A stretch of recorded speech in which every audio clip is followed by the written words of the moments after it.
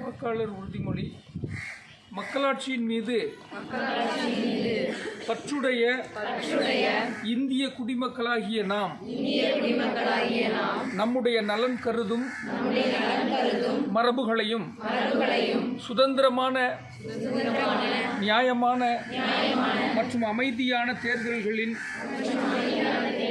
மாண்பையும் நிலைநிறுத்துவோம் என்றும், மேலும் ஒவ்வொரு தேர்தலிலும் அச்சமின்றியும் மதம், இனம், சாதி, வகுப்பு, மொழி ஆகியவற்றின் தாக்கங்களுக்கு ஆட்படாமலும் அல்லது எந்த ஒரு தூண்டுதலின்றும்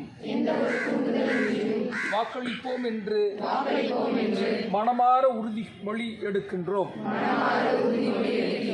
நன்றி.